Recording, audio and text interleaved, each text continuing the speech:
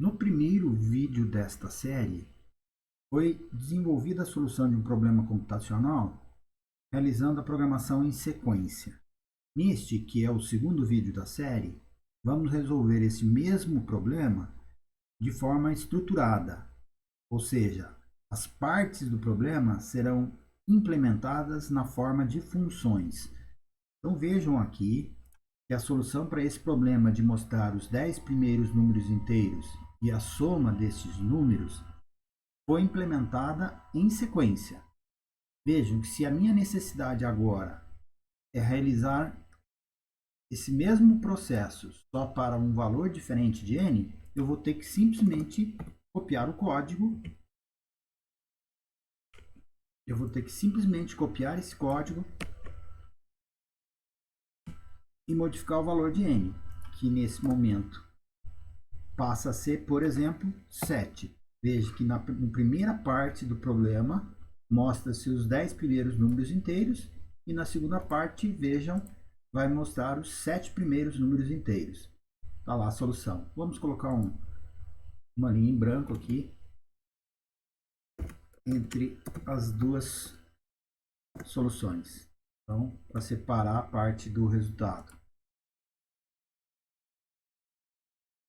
Vejam lá, então, a primeira parte do problema, o n é 10. Então, essa primeira parte resolve-se o problema mostrando os 10 primeiros números inteiros e a soma dele.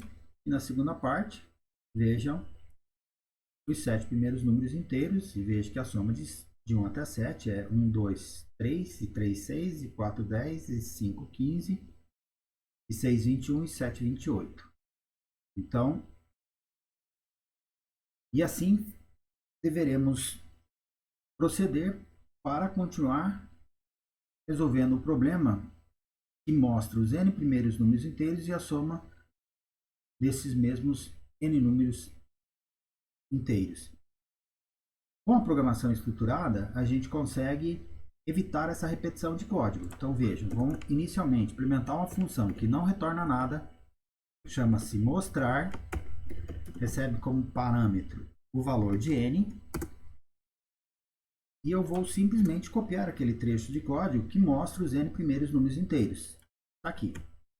Vamos colá-lo aqui. Evidentemente, vou precisar de uma variável local i, que é a variável de controle da estrutura de repetição for, e aonde eu tenho o código implementado para mostrar os n primeiros números inteiros, vejo que eu vou substituir pela chamada da função mostrar, enviando o valor 10, no primeiro caso. E no segundo caso, esse trecho de código, mostrar 7.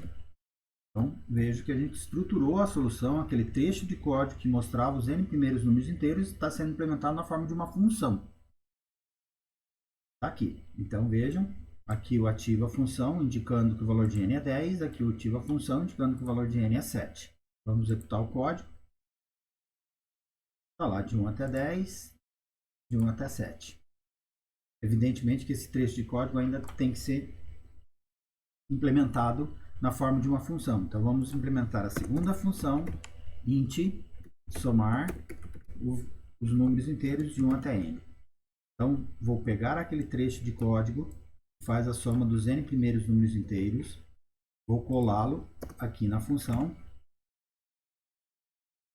e vou precisar, evidentemente, declarar as variáveis locais, a variável de controle i, da estrutura de repetição for, e a variável somatório sm.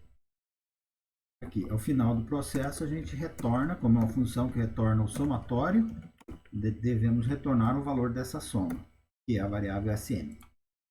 Então, está aqui retornando o resultado da soma. Lá no main, aonde nós mostrávamos o resultado da soma dos números, dos n primeiros números inteiros, aqui a gente vai ativar a função, nesse primeiro caso, 10. Somar os 10 primeiros números inteiros. Então, esse trecho de código pode ser apagado. Da mesma forma aqui, onde eu mostro o resultado da soma, eu simplesmente ativo a função, indicando o valor do parâmetro, neste caso 7, valor de n 7. Então, esse trecho de código também pode ser apagado. Vamos tirar esse pula-linha aqui e vamos colocar aqui, para diminuir essa linha de código. Pronto.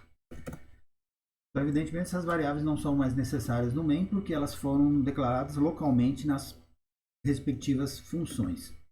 Então, aqui, ativa-se a função que mostra os 10 primeiros números inteiros, aqui os 7 primeiros números inteiros. Aqui, ativa-se a função que realiza a soma dos 10 primeiros números inteiros, e aqui a soma dos 7 primeiros números inteiros. A função somar soma esses valores, os valores de 1 até n, sendo que n é o valor indicado na chamada, no primeiro caso 10, no segundo caso 7, retorna-se a soma que será mostrada aqui no dispositivo de saída. Então vejam lá, continuamos tendo o mesmo resultado, só que agora a solução é estruturada em pedaços. Veja que a gente está novamente repetindo o código aqui. Então a gente está mostrando e mostrando o resultado da soma, mostrando os valores e mostrando o resultado da soma. Então vamos pensar numa terceira função que não retorna nada. O objetivo dela é apresentar os resultados, recebe através de parâmetro o valor de n, e aqui simplesmente eu vou ativar as funções. Vou até copiar aqui o código.